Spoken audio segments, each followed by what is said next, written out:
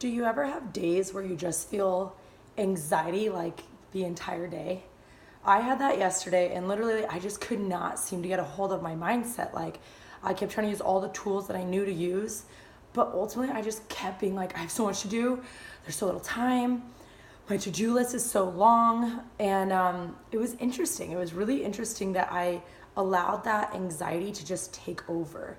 And I just shut down, right? Like I just get to a point where I get angry with everyone I'm interacting with, or I'm having to put on a face. And there's just different moments throughout my day where I have that. And I think that people think because I'm a coach that I don't have moments like that, but that's just not true. But what I have found is that community is what makes a difference in that. So for me, like one of the first lifelines I have, and I feel so blessed to have this, I have my boyfriend Frankie. And it's awesome to be able to just call him and be like, hey, I'm having this problem. And he's like, vent to me, you know? And ultimately, like, he reminds me, well, make sure you're going to God for this, right? So I'm like, okay, you're right. So like praying is one of the first things that really should be happening, honestly, first and foremost. And then the people that you call that, if you haven't reached out to God first, they remind you, excuse me, you know who's in charge of, you know, your life. And so there's that. And then just having friends that you can reach out to is so important too. So make sure that you're building a community where you truly, truly feel like these people are going to build you up when you're in these moments. The third part is one thing that I use is an app called Shine Text.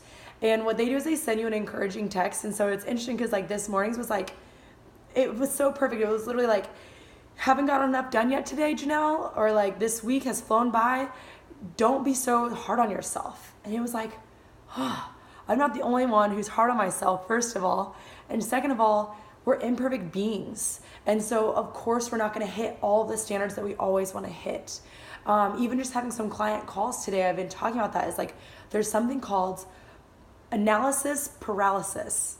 And analysis paralysis, which is just freaking hard to say in general, is the idea that you analyze everything so much in your head that you actually get paralyzed and like frozen, and you don't even do anything because you're just analyzing the whole situation. We do that in relationships, we do that in work, we do that with our finances, we do that with our family, we do that with so many things. So one thing that I am working on is just going to my lifelines when I'm having that anxiety, and ultimately, 1, going to God, 2, going to family and friends, 3, have an encouraging app like Shine to reach out to me if I don't want to reach out to someone else, and to just sit down and take some deep breaths and know that it's all going to be okay.